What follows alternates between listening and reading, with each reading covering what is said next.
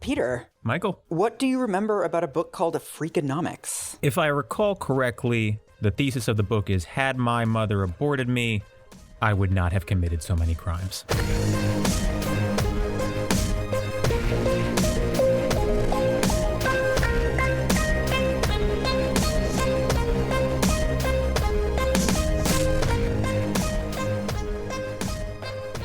All right, welcome to If Books Could Kill. Premiere episode. Are we taglining this, Mike? I don't think so. I think that was the tagline. I don't know. Yeah. I've done that for 2 shows already.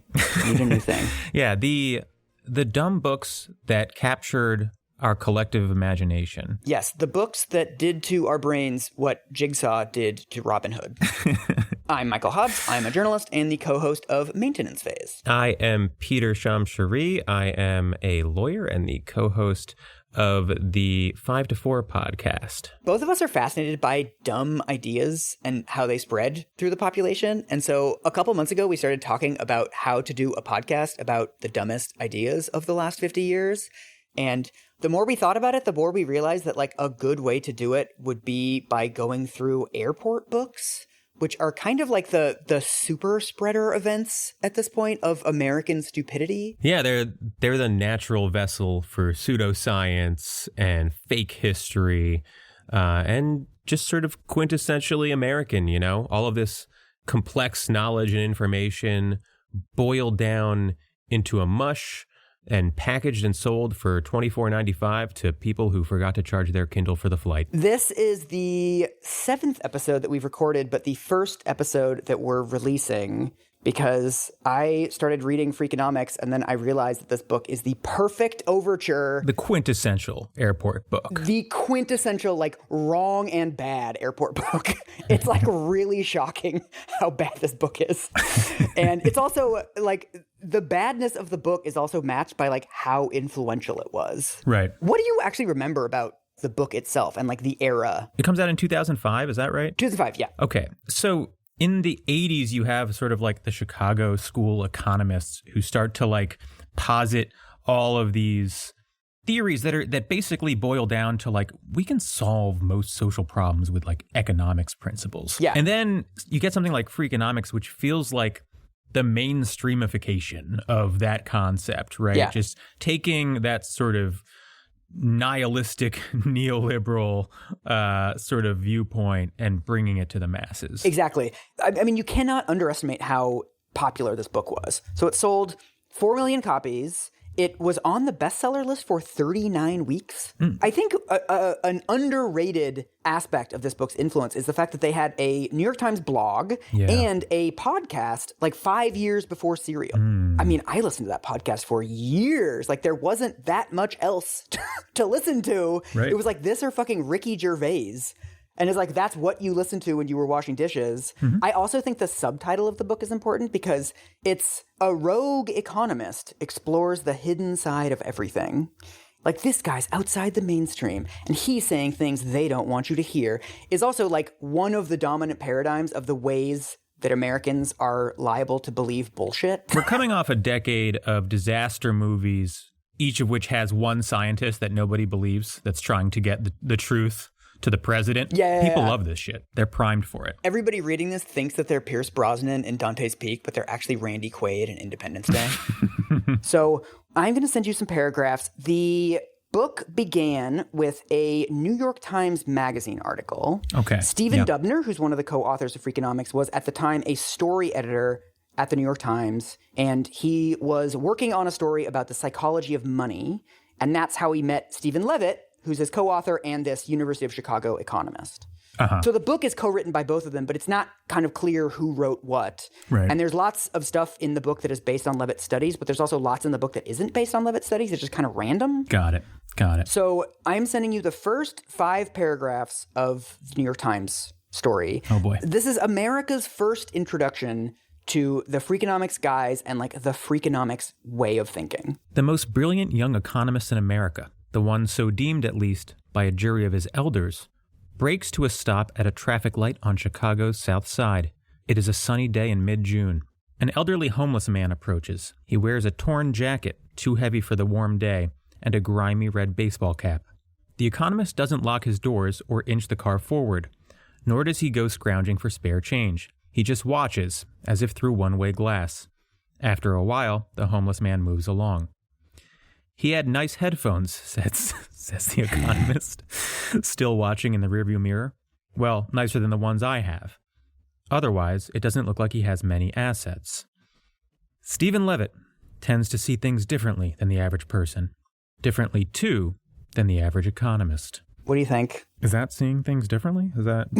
I'm pretty sure that staring down a homeless person asking for money and then making a snarky comment about the quality of their accoutrement is a classic American tradition. Is it not? If he's so poor, why does he have stuff? If he had taken that headphone money, Michael, and invested it in an ETF starting in 2002, he could have 8 pairs of headphones by now.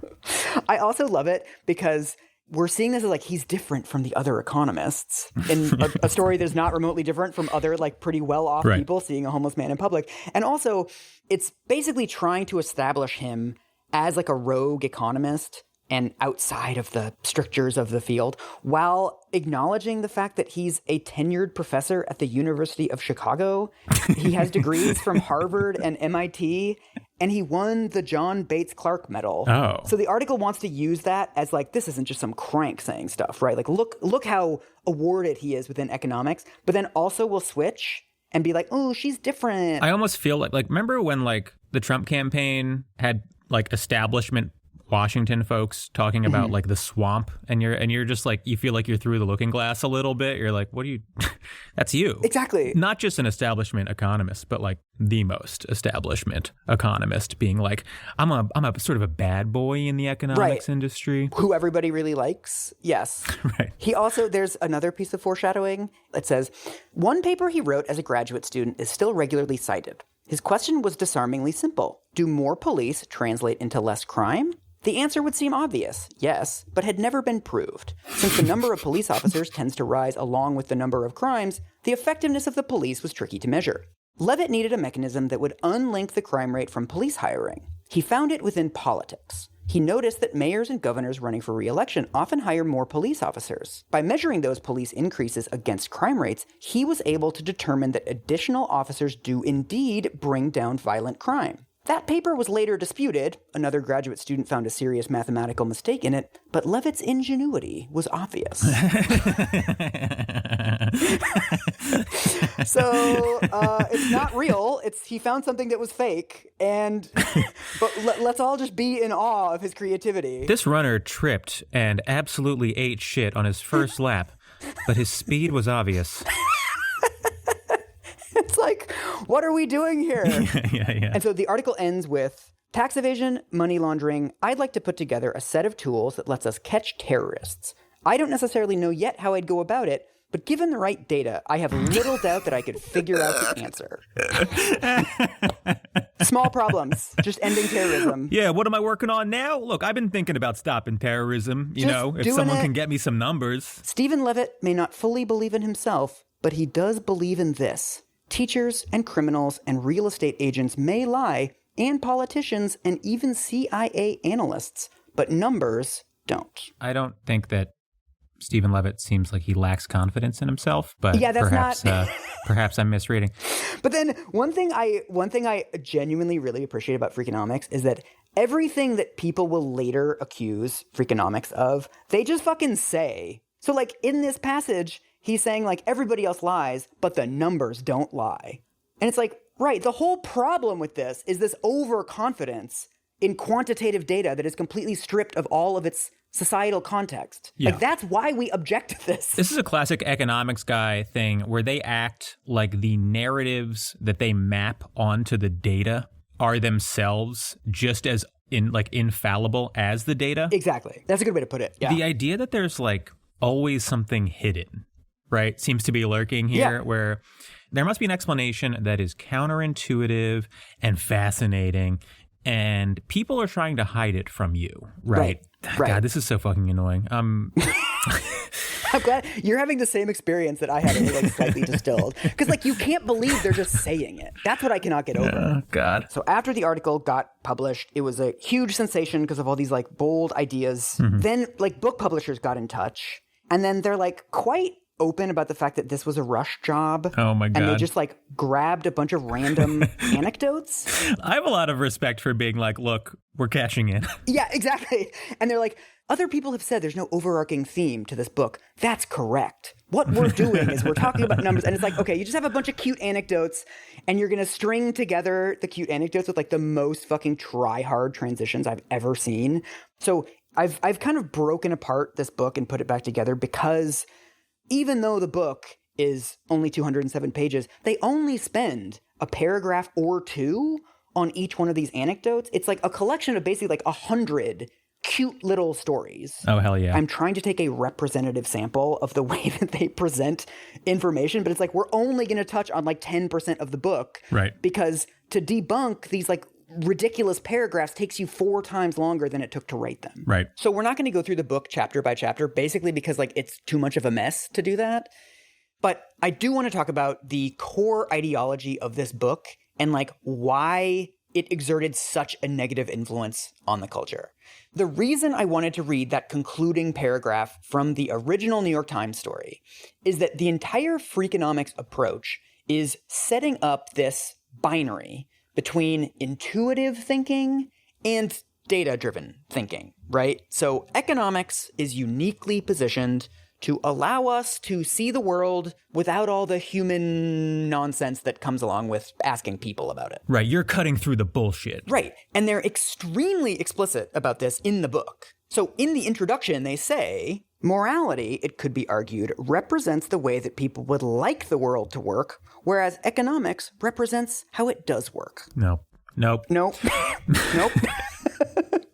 So, like, this is just a totally false binary, and the best evidence that this is a false binary is their own book. Yeah. So right. in this episode, Right. we are going to talk about all of the ways that they misuse data. Mm-hmm. The first thing we're going to talk about is the way they use true data to reach false conclusions. So let me send you one more paragraph. All right. What about the election truism that the amount of money spent on campaign finance is obscenely huge? In a typical election year, campaigns for the presidency, the Senate, and the House of Representatives spend about $1 billion. That sounds like a lot of money, unless you care to measure it against something seemingly less important than democratic elections. It is the same amount, for instance, that Americans spend every year on chewing gum. This is like classic Freakonomics, where it's like phrased as some sort of debunking. You thought political spending was bad, but wait till you hear about chewing gum. But like those things have nothing to do with each other. You're just juxtaposing an important thing with a frivolous thing to make them both seem frivolous. Right, and also, like, I mean, the objection to money in politics is a moral one. Right. It's not like we are spending too much money in a vacuum and that's it. It's because it's like the literal manipulation of society. Like that's the point of campaign finance. So yes, people have objections to that in and of itself. Whatever. And they also, another example is they have this whole thing, they have a section about cheating and how there's this infamous thing in 1987 where the IRS started asking people to list the social security numbers of their children if they wanted the child tax deduction. So you get like, it was like $2,000 at the time, and you could just say, okay, I have little Timmy, and then all of a sudden your tax bill would go down by $2,000. And then all of a sudden you had to start providing the social security number for Timmy, and 7 million children disappeared from the tax rolls. Uh-huh. They explicitly link this to cheating, that all of these people were lying about their kids, and then they had to prove that they had kids, and all of a sudden all these kids disappeared, right? What they leave out is the fact that before 1989, children were not assigned social security numbers automatically. Uh-huh. So when the IRS announced this thing, you're going to have to start putting social security numbers, every single parent in America had to fill out a form, send it to the IRS, wait 2 weeks, and get their kid's social security number back. So of those 7 million people that didn't include their kids on their taxes that year, a huge percentage of them were people who were like, oh shit, I forgot to do this.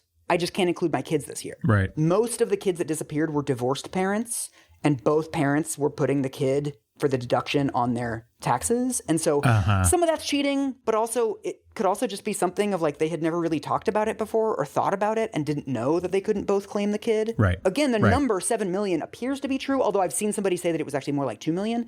But the interpretation of it, like what they are using that number to say, is mostly wrong. Like we don't know how much of that was cheating. Yeah. As someone who used to do his own taxes and then gave it to an accountant this year, I understand fucking it up completely. My accountant was like, what have you been doing? No shit. And I'm like, I don't know, man. I kind of wing it and then I submit it and I haven't been arrested.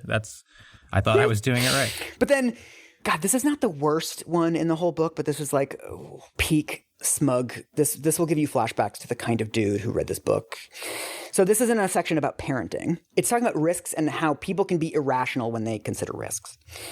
It says, consider the parents of an 8-year-old girl named Molly. Her 2 best friends, Amy and Imani, each live nearby. Molly's parents know that Amy's parents keep a gun in their house, so they've forbidden Molly to play there. Instead, Molly spends a lot of time at Imani's house, which has a swimming pool in the backyard. Molly's parents feel good about having made such a smart choice to protect their daughter. But according to the data, their choice isn't smart at all. In a given year, there's 1 drowning of a child for every 11,000 residential pools in the United States. In a country with 6 million pools, that means that roughly 550 children under the age of 10 drown each year. Meanwhile, there's 1 child killed by a gun for every 1 million plus guns. That means that roughly 175 children under 10 die each year from guns. Molly is roughly 100 times more likely to die in a swimming accident at Imani's house than in gunplay at Amy's. Okay. They're making a mistake here that I can't quite articulate, but it might have to do with the amount of guns per household. Yeah. But I want to take a step back and say one of the least interesting things on Earth is when people do this sort of like, people are assessing risks incorrectly. Oh my fucking God, I know. Kind of analysis. And it's like, are people supposed to know statistics like this before they like make everyday decisions? No. This is, again, weirdly conservative, where they're sort of being like, guns aren't as dangerous as people think. Exactly. I would love for them to be like, actually, undocumented immigrants aren't as dangerous as people think, you know? Things like crime, for example, street crime are areas where people are way out of whack. And yet these books don't seem to focus on it.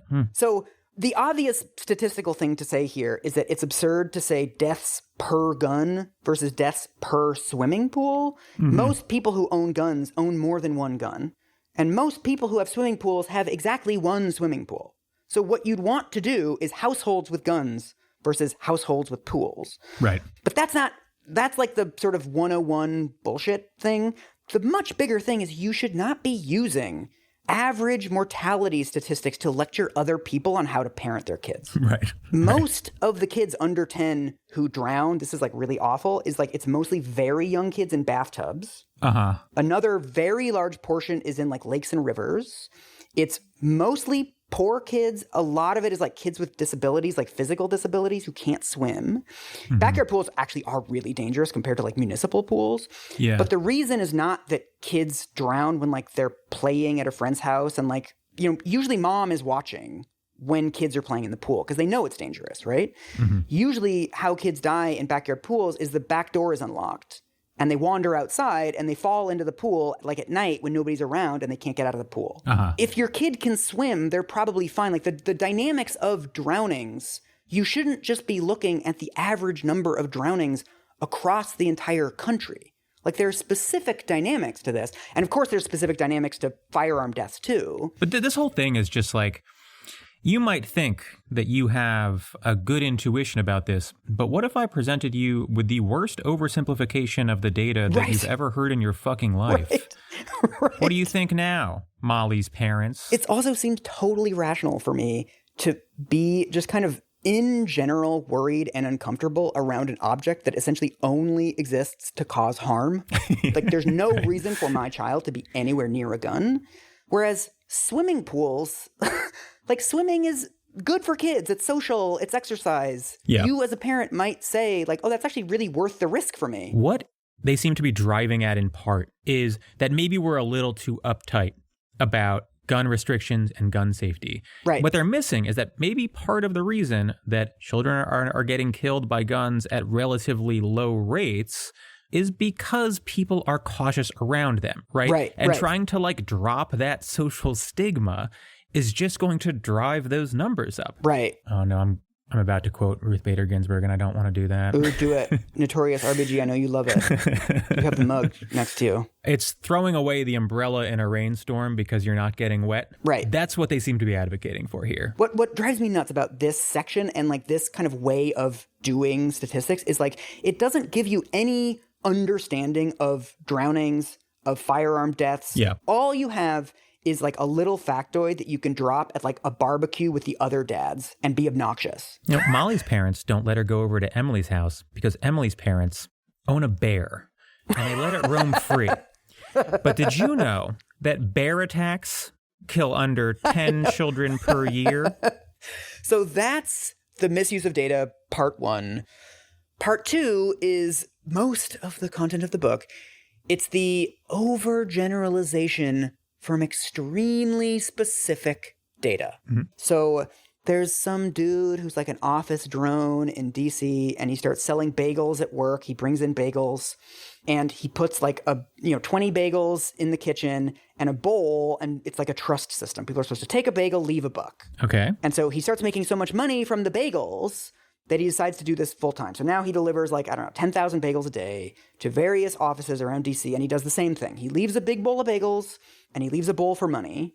And allegedly, this guy has kept meticulous records for years. And so he has basically the honesty of various customers, right? Because they don't have to put in $1. They can just take a bagel. Uh-huh. So according to this guy's data, it's like 90% of people pay for the bagel. And there's some like borderline interesting stuff around the holidays, people are less likely to pay for the bagels. Uh-huh. Certain kinds of companies, like people in big companies, are more likely to pay for the bagels than at small companies. And people in the executive suite, like on those floors, are less likely to pay for the bagels. So like rich people are stingy or whatever. Mm-hmm. I believe that. It's kind of interesting. Like it's a cute story, this guy. But like, is this generalizable? I don't really know. Freakonomics.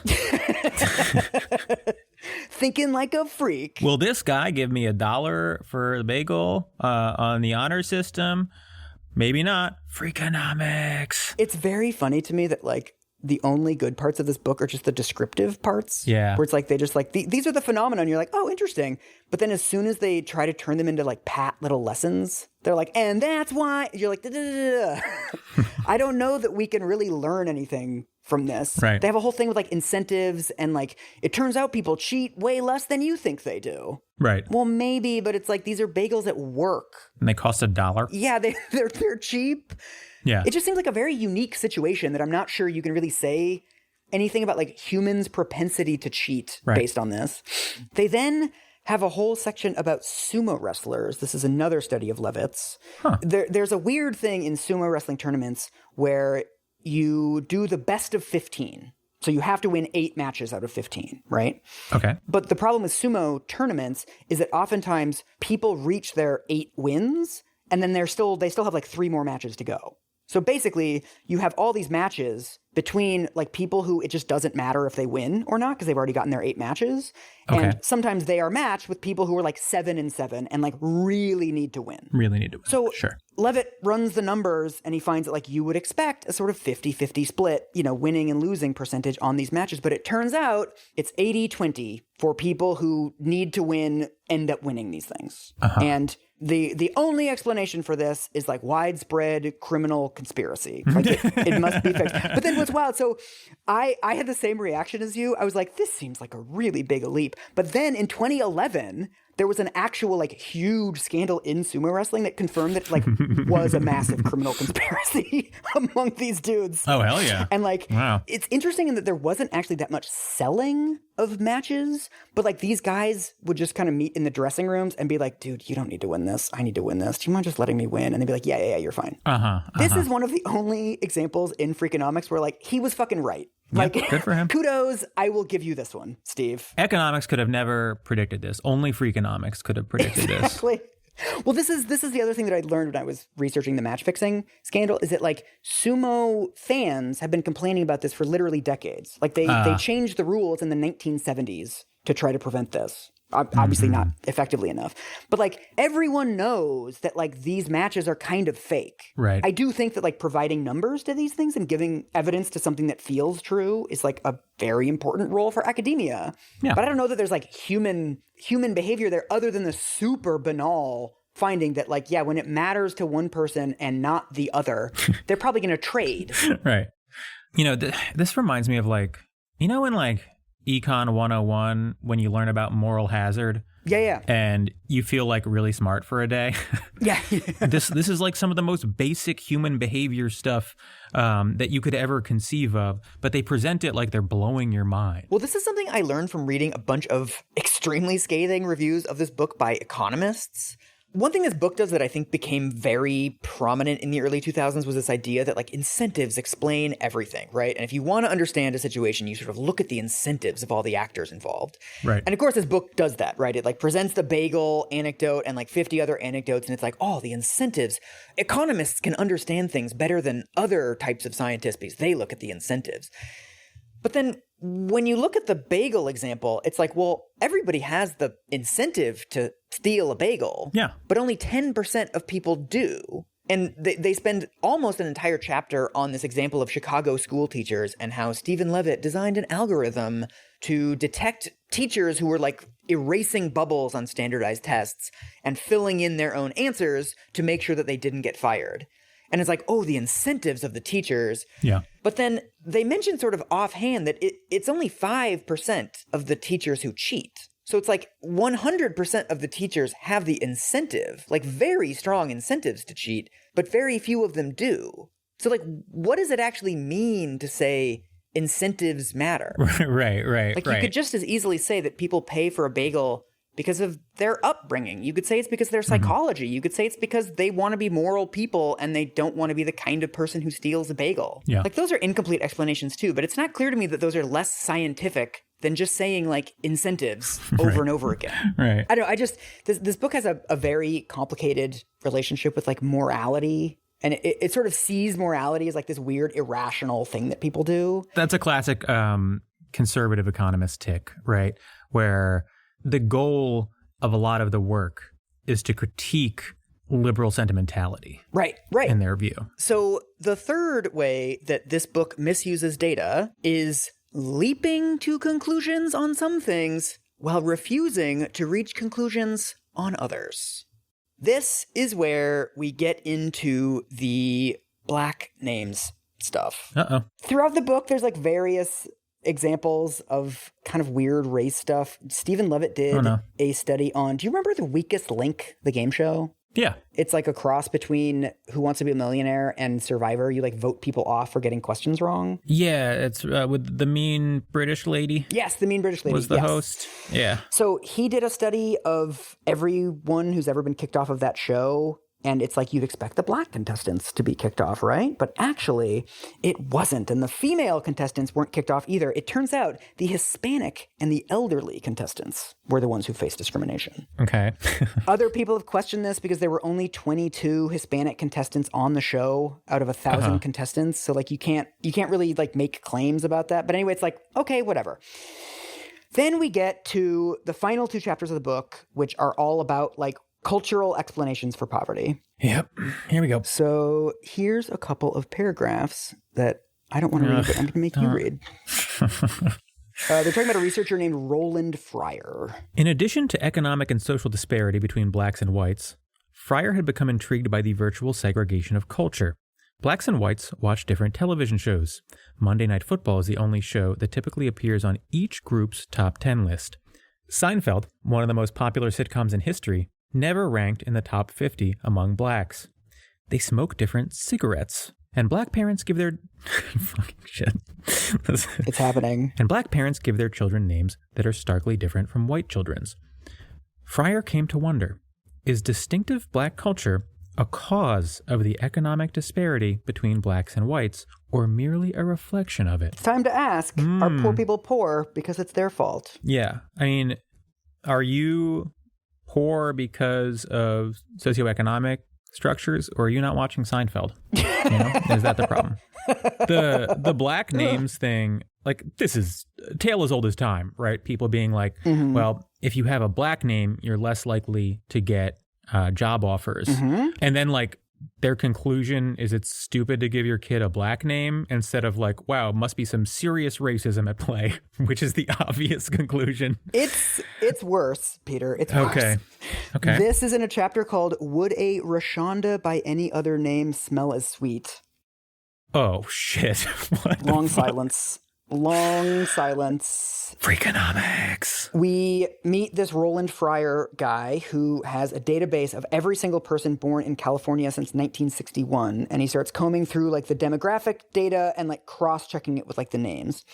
So it says, the data show that the black-white gap is a recent phenomenon. Until the early 1970s, there was a great overlap between black and white names. The typical baby girl born in a black neighborhood in 1970 was given a name that was twice as common among blacks than whites.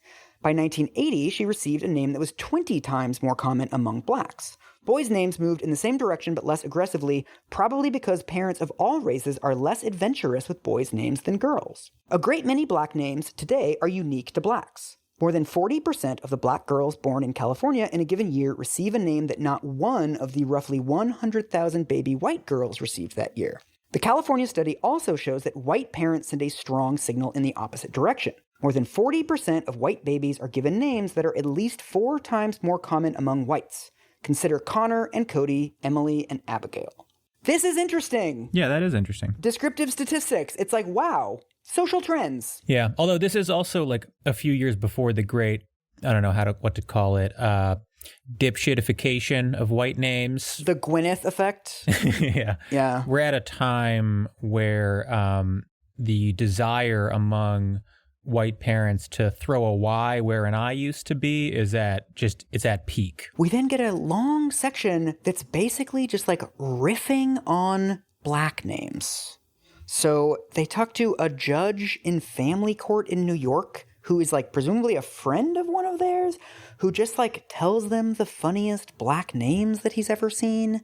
They start out with the story of a girl named Temptress who's arrested for prostitution at age 15. You're literally making cracks about a 15-year-old who's probably being sexually trafficked. Yeah. Just that's the joke. Good stuff. And then Hilarious. We get the story of someone named Amcher who had been named for the first thing his parents saw upon reaching the hospital, the sign for Albany Medical Center Hospital Emergency Room. Okay. And then we have this paragraph. Roland Fryer, while discussing his names research on a radio show, took a call from a black woman who was upset with the name just given to her baby niece. It was pronounced Shatid, but was in fact spelled shithead. Or consider the twin boys Orange Jello and Lemon Jello, also black, whose parents further dignified their choice by instituting the pronunciations Arangelo and Lemangelo. That first one was like 80% a prank call, but yeah, go on. This thing of like black people giving their kids weird names is like a very well-known urban legend. There are numerous Snopes articles about this. This is something that was like huge in email forwards in the 1990s. There are stories of this going back to 1917. These were like vaudeville jokes. This thing of naming your kid after like the emergency room where you were born. This is a really old joke. It's like black people are so stupid that they name their kids like no smoking. Right. Because that's like the sign above the, place where they're filling out the birth certificate. Right. There's another one where they name their kid female because that's like the word in the box and like they don't understand how to fill out the form, but it's pronounced female. Have you heard this? There's like this urban legend that there's someone named Ladasha. How's it spelled? LA-A, right? Like just obvious bullshit. I was amazed that this wasn't in the Freakonomics book because like every other urban legend about this is in the Freakonomics book. And then the Shatid thing, I've seen this in a Kevin Hart routine, I think that he did years ago, was the first place I came across it. I like the idea that Kevin Hart is pulling jokes from Freakonomics. He's like, good one, guys. But so this, like in a book that is meant to be like data driven, and like exploring the world through quantitative data, to fall for this just rank bullshit that I don't know what the Google situation was in 2005, but like 2 minutes on Google, it's like, do black people name their kids shithead? Yeah, this has been bouncing around for decades. Right. We then get into, these studies about they send in resumes. And if you have like a black name, you're less likely to get a call back than if you have a white name, right? This says, According to one such study, if Deshaun Williams and Jake Williams sent identical resumes to the same employer, Jake Williams would be more likely to get a call back. The implication is that black-sounding names carry an economic penalty. Such studies are tantalizing but severely limited, for they can't explain why Deshaun didn't get the call. Was he rejected because the employer is a racist and is convinced that Deshaun Williams is black? Or did he reject him because Deshaun sounds like someone from a low-income, low-education family? A resume is a fairly undependable set of clues. A recent study found that more than 50% of them contain lies. So Deshaun may simply signal a disadvantaged background to an employer who believes that workers from such backgrounds are undependable. You might think this is racism, but what if I told you that they're simply associating the name with a set of undesirable qualities that they attach to black people? Are you fucking kidding me? Did they not hire somebody named Muhammad due to Islamophobia? Or did they simply believe that he was going to strap a bomb to himself and blow up the building? That's a longer way of saying Islamophobia. Also, how come this is the one time in the book that they're like demanding more data? Yeah, no shit. Everything else, they'll hang on to 2 data points and be like, we've proven that people are irrational about guns vis-a-vis swimming pools. Yeah. But with this one, they're like, let's not get crazy before we start calling people racist. Also, dude, this is why I mentioned the fucking weakest link study. Because like 3 chapters ago, you're like, whoops, turns out racism doesn't exist. We looked at evidence from a game show. And now they're looking at like real world examples. These studies are extremely consistent. There's been like 1 million of these by now. This is like some of the strongest data for racism in hiring because you can eliminate so many variables that otherwise might complicate the process, right? It's just resumes and they're identical. And also, how is this Freakonomics? Where's the Freakonomics here? Well, I mean, Stephen Levitt did a study on this where he's basically asking the question of like, should Deshaun change his name? Yeah. And so he concludes, so does a name matter? The data show that on average, a person with a distinctively black name, whether it's a woman named Imani or a man named Deshaun, does have a worse life outcome than a woman named Molly or a man named Jake. But it isn't the fault of their names. If 2 black boys, Jake Williams and Deshaun Williams, are born in the same neighborhood, into the same family and economic circumstances, they would likely have similar life outcomes. The kind of parents who name their son Jake don't tend to live in the neighborhoods or share economic circumstances with the kind of parents who name their kid Deshaun. Ooh. A Deshaun is more likely to have been handicapped by a low-income, low-education, single-parent background. His name is an indicator, not a cause, of his outcome. Good Lord.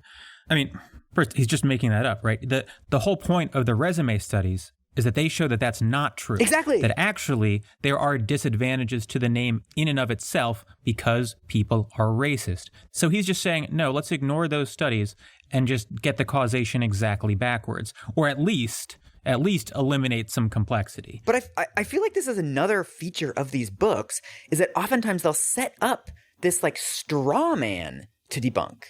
So in this, he's like, you thought the only reason Deshaun can't get a job is his name. But it turns out most poor black people can't get jobs. Right. It's like, right, that's what I thought in the first place. I didn't think it was only the name. This is like a little darker than like what Gladwell does, which is always like often a little cuter. Like Gladwell will be like, how one soccer team used jelly donuts to win a championship. And you're like, what's going on there? And Levitt's is like, it feels just a little more racist every single time. Yeah, there's a huge amount of conservative Ayn Rand bullshit presented in this book as like harsh truths. Yeah.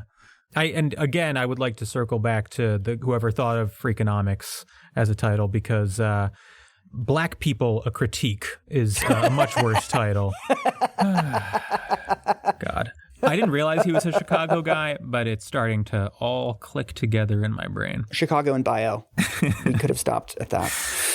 So, speaking of which, the final way that this book misuses data is waltzing into huge pre-existing debates and pretending to solve them. Mm-hmm. Chapter 5 of Freakonomics is dedicated to the question, what explains the crime drop of the 1990s. Oh, yeah. We both know where this one is going, but we're going to let them work up to it.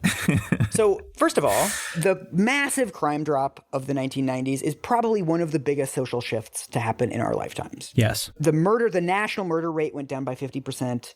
Murders in New York City went from 2,300 a year to 600 a year. Yeah. This is like an actual huge deal. And there's a whole field of criminology dedicated to explaining this. I interviewed 3 different criminologists for this. Mm-hmm. So Stephen Levitt says there's actually 3 things that explain the massive crime drop in the 1990s, right?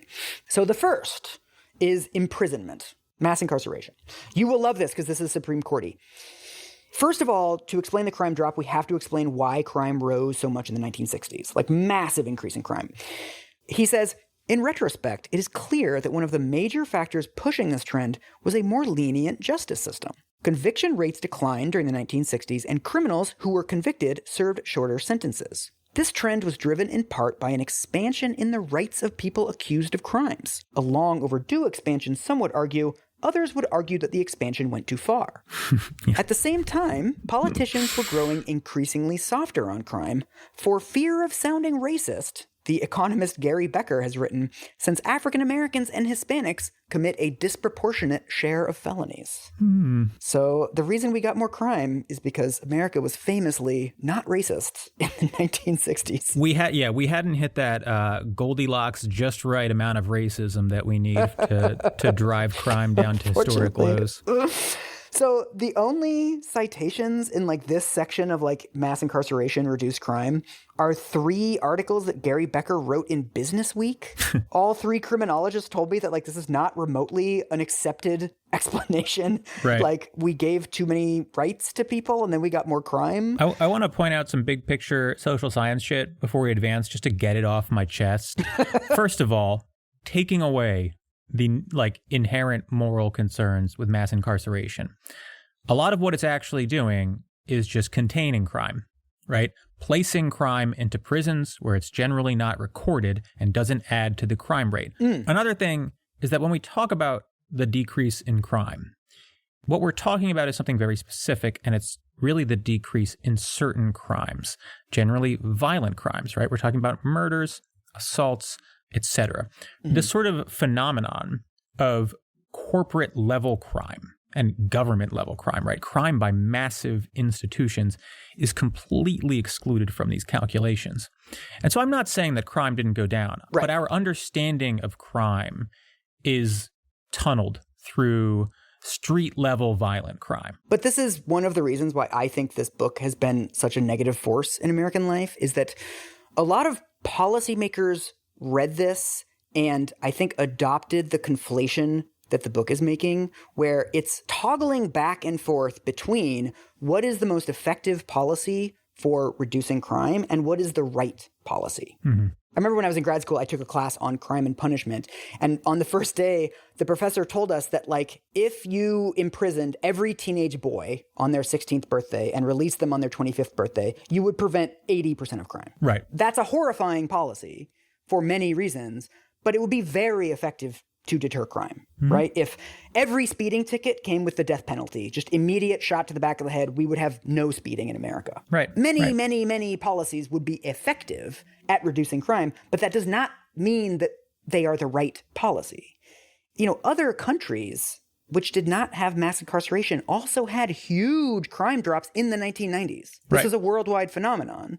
So I actually think that it's probably the case that mass incarceration reduced a lot of crimes, mostly because you're just imprisoning a bunch of fucking teenagers. But that doesn't mean that it was the right policy, and that also doesn't mean that there weren't other policies that would have had the same outcome with a lot less, like, human misery. And also, it's not an assurance of long-term declines in the crime rate, right? Right. The benefit, quote unquote, is extremely immediate, right? This person is off the streets, you know, so to speak, and not committing crimes. Right. What happens in 10 years when they're out and unemployable? Yeah. I don't know what else to say about these sorts of analyses, but the idea that someone is saying, like, mass incarceration is uniquely effective, it's like, what fucking country are you looking at? That's why America has so few murders. Yeah, Wait. right. Right. So That was reason one for the crime drop. He says that explains 40% of the reduction in crime, mass incarceration. Reason number two is that we had more cops on the street. Of course. This is the one time in the book they talk about like actual methodologies and how difficult it is to measure many things. So they basically say you can't just do a correlation between like this city has more cops and less crime and divine any kind of causal analysis. But then Stephen Levitt comes up with this unique model that does allow you to do causation, where he says after mayoral and gubernatorial campaigns, they often hire more cops. It's like a campaign promise. Like, I'm going to hire 50 more cops, put them on the street, whatever. And then you get less crime. The main thing to know about Levitt's work on this is that it doesn't hold up. People have found coding errors in it. There's like mistakes in the data. Shocker. Other people have pointed out that like mayors and governors don't hire enough cops after elections to make much of a difference. Like you can only really get to this through like weird statistical mumbo jumbo.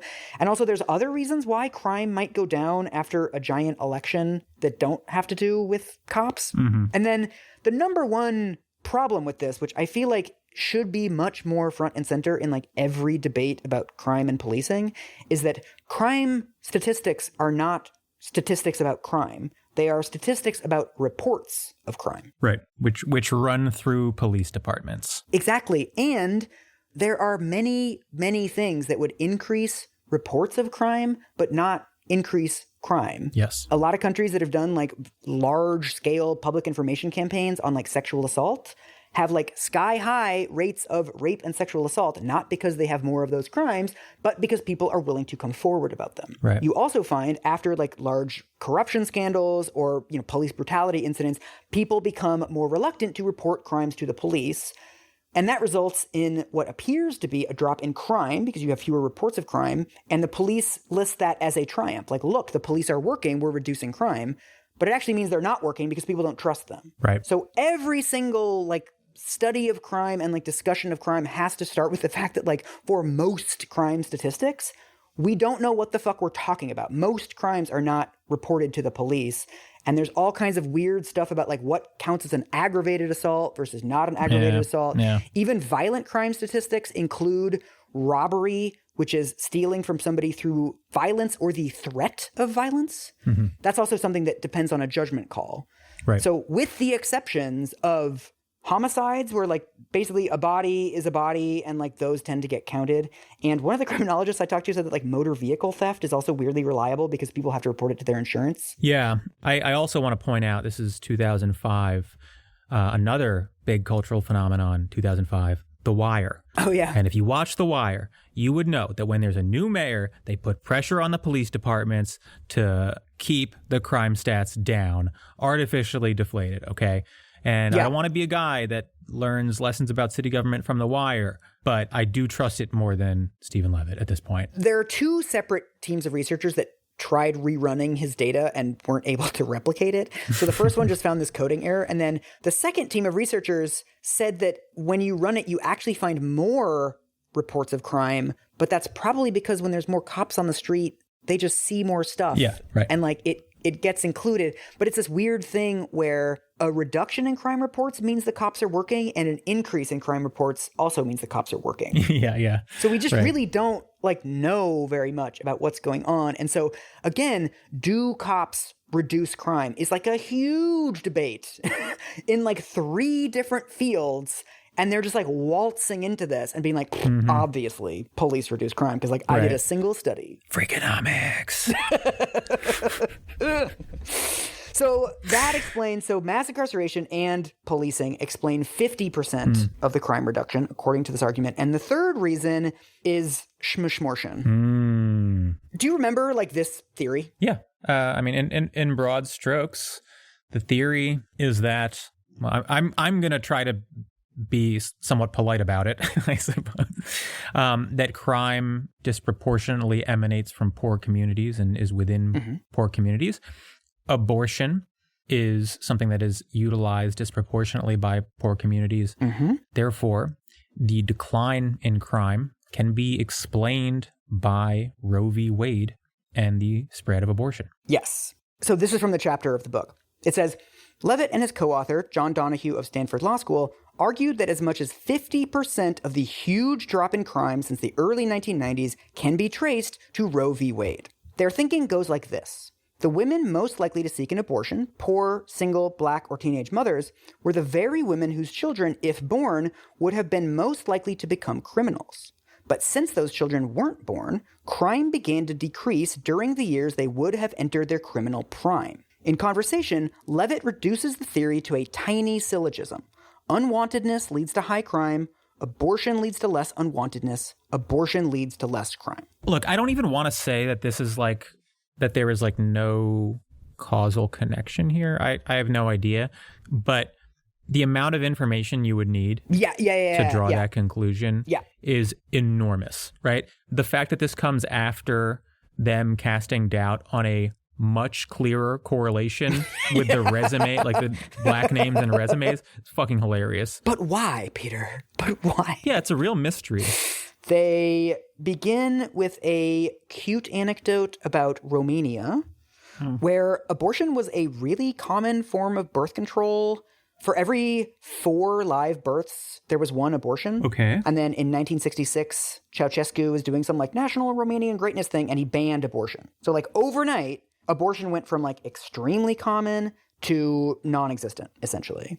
And so they say, compared to Romanian children born just a year earlier, the cohort of children born after the abortion ban would do worse in every measurable way. They would test lower in schools, they would have less success in the labor market, and they would prove much more likely to become criminals. Okay. And then they sort of lay out the argument for the way that abortion reduces crime, which basically it reduces the percentage of unwanted kids in the population. And so when you have abortion being legalized, so the opposite of what Romania did, it's like clockwork. 18 years later, you start to see these really significant reductions in crime. Mm-hmm. To make this argument, they have 4 pieces of evidence.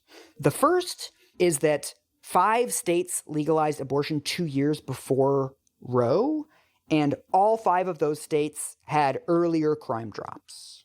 Okay. The second piece of evidence is states with higher abortion rates at that time also had bigger crime drops. The third piece of evidence is people born after Roe v. Wade have lower crime rates. So if you look at people born after 1973, it's like, oh, they commit less crime. Mm-hmm. And number 4 is data from other countries confirms the result. So they say studies of Australia and Canada have since established a similar link between legalized abortion and crime. Of these 4 pieces of evidence, 2 are dubious and 2 are straight up lies.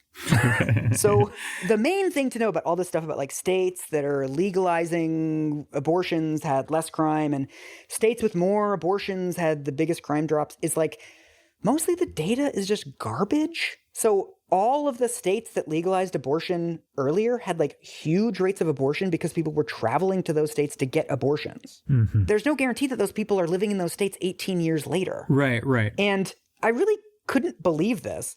They don't actually track like a rise in abortion. Oh. For this, I interviewed a guy named Ted Joyce, who's written a bunch of articles about this because he's an economist who specializes in abortion policy. He points out that Stephen Levitt is just assuming that there were 0 abortions in all of these states before Roe v. Wade. Right. You're proposing that abortion explains 50% of the crime drop. This is a huge effect, right? Right. To demonstrate that, you would have to have like doubling, tripling, quadrupling of abortions, right? Mm-hmm. Mm-hmm. But a lot of the states that legalized abortion early were fairly liberal states that had a lot of abortions going on even when it was technically illegal. Yeah. It's not big enough to explain this huge effect. And then Ted Joyce also points out that like abortion didn't actually change the birth rates all that much. Like it was like the same number of people being born. One of the weird things about this is that abortion in and of itself is just another way of talking about birth rates, right? Yeah. You're saying there's this thing that decreased birth rates among poor people. But then why not just look at birth rates among poor people, right? Why do this whole rigmarole? And also the biggest thing to me, if it was Roe v. Wade, right? You have this cohort of kids that are born after Roe v. Wade is legalized, right? So if there were 20% unwanted kids in the population, now there's like 10% because there's higher access to abortion, right? But then when you look at the specifics of how crime dropped, it wasn't young people who drove the reduction, it was old people. Huh. I read this fascinating article on the reduction in adult homicides. This was also a time when the demographics were shifting, where there were, the baby boomers were aging into later adulthood. So basically you just had the entire population getting older. There's just fewer teenagers in the population. So like that drove a lot of reduction in crime rates to begin with. And at the same time, you had reductions, like fewer adults killing each other. And like the biggest decrease was among wives killing their husbands. Dudes rock. Let's go, boys. Yeah. That's also something that draws upon all these other social shifts at the time, right? There's no-fault divorce, people waiting longer to get married, people moving in together before they get married. It's easier to leave somebody rather than have this sense of desperation. Guys just getting nicer, Give us some credit, Michael. No, it's definitely the decreasing murderability of straight men. They stopped wearing such provocative clothing.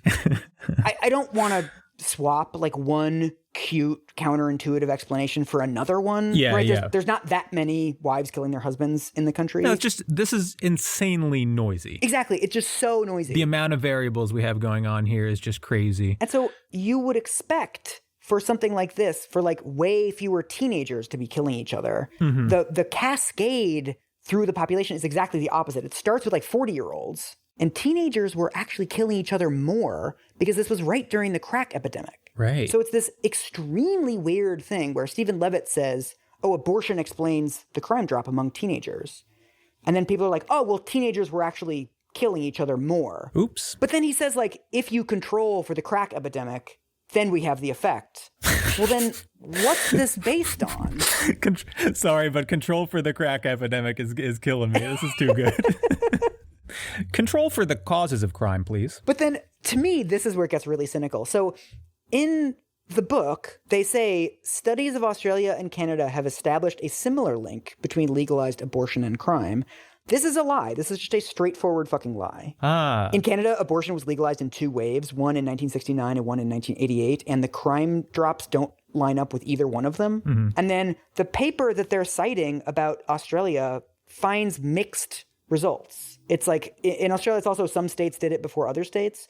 The researchers who clearly agree with Levitt and are like trying to make the data show that, they're like, we found it earlier in some states, but not in others. And also, we don't have data on like the age of perpetrators of homicide. So we can't actually say whether it was teenagers. Mm-hmm. So it's like, so you just can't say anything. Right. There's been other studies where they found that in the UK, the crime rate fell almost equally in England and Northern Ireland, even though Northern Ireland didn't legalize abortion. There's a review of 20 countries which found no link between abortion and crime. Yeah. This also brings us back to the Romania stuff. Mm-hmm. So in the book, the way that they describe this is like this perfect mirror image of what happened in America. So in America, we legalized abortion and then we got less crime. And in Romania, they banned abortion, and then they got more crime. Right. So again, the way that Freakonomics frames this is these children would turn out to have miserable lives. Compared to Romanian children born just a year earlier, the cohort of children born after the abortion ban would do worse in every measurable way. They would test lower in school, they would have less success in the labor market, and they would also prove much more likely to become criminals. So like slam dunk, right? Mm-hmm. One of the first things you find when you start Googling around for this is you find a series of studies by an actual Romanian who looked into the data on the abortion ban and then this huge explosion of birth rates right after the abortion ban. And what he finds is exactly the opposite. The kids born in the wake of the abortion ban committed less crime. So the reason for this is all about who was getting abortions in Romania. Huh. So the people who were getting abortions were mostly middle-class, more educated women, partly because you would get abortions from like the official medical system, and you had to be able to afford to go see a doctor. Mm-hmm. You had to be educated enough to know that abortions were available to you, right? And like living in a city where you could access them. And so when they banned abortion, the birth rate spiked. But the women who were having babies were mostly educated, middle-class, relatively well-off women who could afford to give their kids the resources to make sure they sort of ended up okay in life. And then when you look at America, it turns out to kind of be the same thing. One of the things they mention in the Freakonomics book is that after abortion is legalized in the United States, the cost of an abortion goes from roughly $500 to around $100, which is like a huge difference, right? Yeah. But also $100 in the early 1970s is still a decent amount of money. Right. And a lot of people do not have access to abortion clinics, right? If you live in a rural area, if you're not educated enough to know like what the signs of pregnancy are, you don't realize what's happening. You might have super religious parents that don't allow you to go get an abortion. It would be very odd to act like Roe v. Wade didn't increase abortion access for poor women, because like obviously it did, right?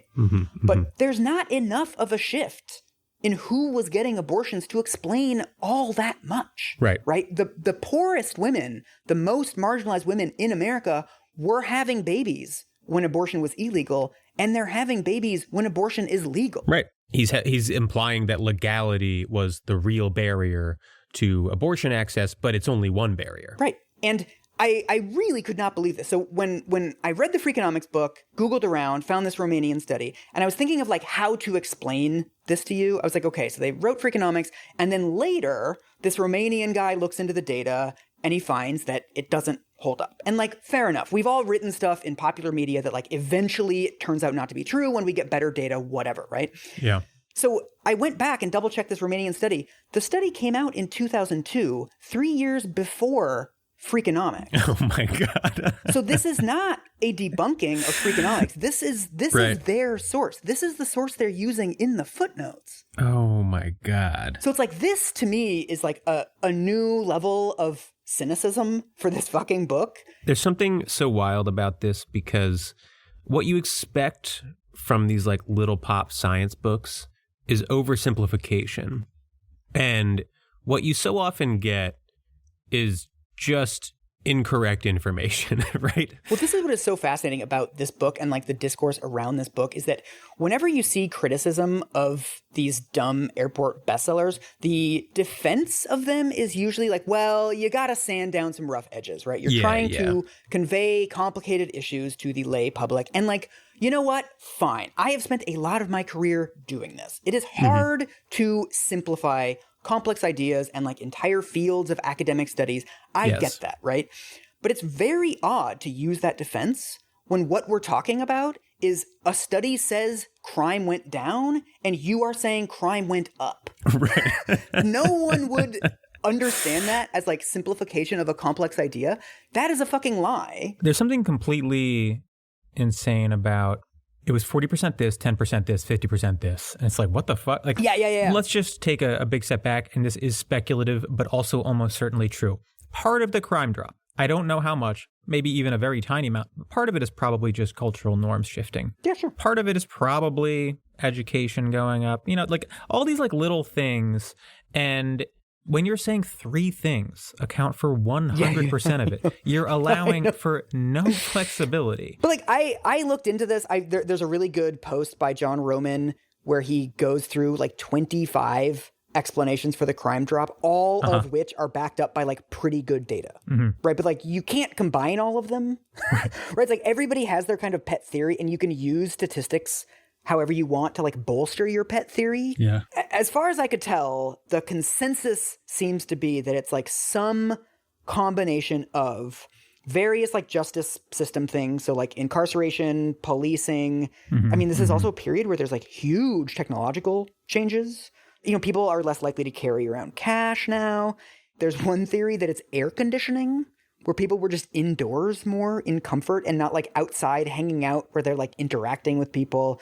People talk about the VCR. Yeah, because crime goes up in the summer, right? That's like a classic sort of social psych 101 thing. Yeah. And the reason for that, of course, is that people tend to be outside more. And the idea that things are keeping people indoors more seems to make some sense, right? There's also a lot more people are on medications for various mental health things. There's also, I think, a really underrated factor is better medical procedures. So if somebody gets shot, they're much more likely to live now than they were 40 years ago. So a lot of those murders just became assaults. Yeah. There's all kinds of other social changes which like you can't really disentangle from the crime stuff. So like teen pregnancy, fertility is way down. That's another like long, slow shift that has happened in our lifetimes. Teens are less likely to use drugs and alcohol now. Adults drink less alcohol. There's less, whatever, inflation and unemployment is higher and just like living standards are higher. One theory is that it's immigration, because immigrants commit less crime. Oh, Michael, I think you have that backwards. Surely we are under siege, sir. There's the lead stuff. Yeah. People are kind of like very attached to this one. And like, I think it's in there. I think it might explain why crime went up so much in the 1960s, basically because baby boomers were becoming teenagers. And then crime didn't go up as much when like Gen X and millennials became teenagers. Like maybe the lead thing is in there, although it totally breaks down internationally and doesn't really work. I'm not invested in like it's fake, but I'm also not accepting that like that's what really explains it. I don't think there's any like quote unquote real explanation. Yeah. But what they're doing is the equivalent of just being like, you're just looking at one trend and being like, wow, it looks like ice cream sales went up. Right. And crime went down. There it is, ice cream and crime. That's all they're fucking doing here, right? Just like throw a dart at a board, hit a data point, throw another at another board, hit another, and you're like, those two, bang. Ultimately, you're looking at correlations.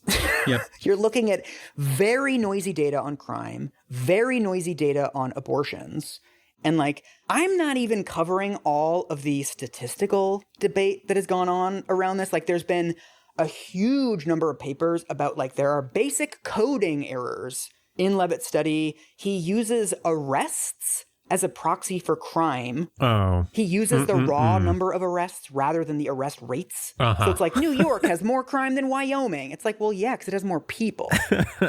One of the criminologists I interviewed said that like no responsible sociologist would ever say that it's one thing. Or even like 3 things. It's going to be like 12, and they're all going to be interlinked. Right. We may just never be able to untangle this. That does sound right. But then what's so weird to me is like, the international comparisons don't hold up. The timeline doesn't hold up. The statistics don't hold up. And yet, Levitt continues to double down. Yeah, I remember a couple years ago, right? Yeah, they're still publishing papers on this. Yeah. I mean, what the fuck, man? So he just released an updated version of this. I think it was 2018, maybe it was 2019. And they did an updated Freak-Economics episode about this, which I listened to. And again, they find, it explains 50% of the crime drop. But then in the Freak-Economics episode, Levitt just sort of drops in. He's like, well, it might even explain as much as 80 or 90%. Hell yeah. It's like, well, that's not in your paper, but okay. I love the idea of like a serious academic. And this actually happens, I think, to some like more than you might expect. But an academic puts a thesis out there and they're just in need of therapy. And so when people attack the thesis, rather than being like, that's interesting. Maybe if we reconceptualized it like this, or maybe I'm wrong. They just get defensive for 20 years. Yeah. And by the end of it, they're just a complete crank. Well, what's so weird to me is like, I don't even feel all that strongly that like this effect doesn't exist. Yeah. If it's really important to you to say that like abortion is one of the things that's in there, I can't really disprove that given the data that we have. But to me, it's on the level of like VHS or air conditioning.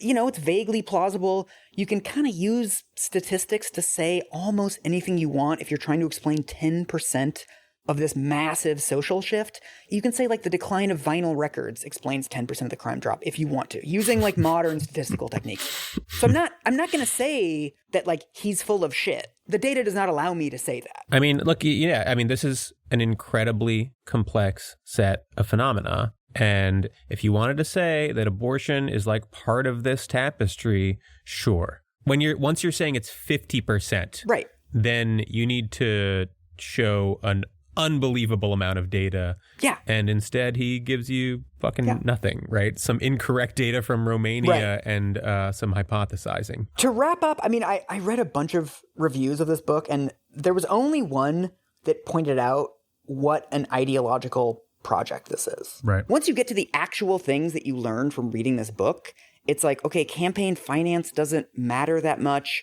and like discrimination isn't that big of a deal. They have a whole section that I fucking skipped about how like protecting the forests to save the spotted owl is like not worth the money. And like throughout the book, they're setting up this binary between acting on intuition and acting on data, right? But what we see throughout this book is that all of their quote-unquote data-driven presentation is riddled with ideology, right? Yeah. They're leaving out important information. They're using data that doesn't indicate what they say it indicates. They're misciting existing research. Right. I don't want to set up like a weird QAnon thing where it's like it's bullshit to look at the data, or like we shouldn't look at research. Like that's obviously just as shallow as saying that like research will solve everything. Yeah. Right. But I just want to stress that this is a false binary. There is no such thing as using data to remove all human judgment, value, ideology from the way that we make decisions. We should make decisions based on values, right? The book has a confidence to it that carries forward into its readers almost, right? Where people had like this belief that this was sort of groundbreaking in a sense.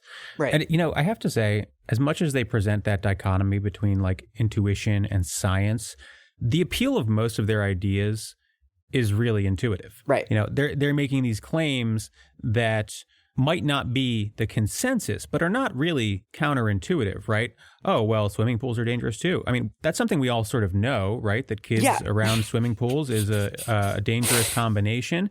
I actually think what they're presenting is basically something that is designed to appeal to your intuition, and that's why it's effective. And I think very importantly, they're repackaging it and selling it back to you while telling you that it's science, right? While telling you that it's objective, which I think is like somehow worse, because if you know that you're going on your gut, you can compare that to other people's guts and have a little bit of humility about like, oh, well, I see it this way, somebody else sees it the other way. But it's like, no, I'm doing science and everyone else is a fucking rube. Mm-hmm. That's actually like really dangerous. Right. And there's an implication that institutions, like major academic institutions, are either ignoring or covering up this information in some way, right? And that shit is wildly dangerous. Right. Man, there's a sense to which sometimes I hear about a book like Freakonomics and it conjures up like very specific discussions, like the abortion component. And then you hear all the things that the book contains. And rather than getting clarity, it just ends up being a jumble of bullshit in my mind where I'm like, damn, that book was a lot dumber than I thought. It really is shocking how dumb this book is. I was expecting like Gladwell where you have to kind of look for it. This is also why I wanted to leapfrog this to the first episode that we release, because we've talked about a lot of other books. We've already recorded episodes on like one of the Gladwell books and The End of History and Clash of Civilizations. But I think Freakonomics is really one of the worst entries in this, both because of how stupid it is and also how like no one seemed to comment on that at the time. Right. It's kind of incredible. And you know, Michael, you once described this phenomenon to me, that the TED Talkification of American discourse. As a common consumer, I think you would assume that to the degree that this sort of like pop science exists, above it somewhere is a level of serious science that the serious people are discussing. But in reality, there are no serious people, and they're all reading this bullshit. Yeah. That is like a very true and haunting phenomenon, but where like, you know, the most powerful people in the world are absorbing the same dumb ideas that the rest of us are. Freakonomics. Freakonomics.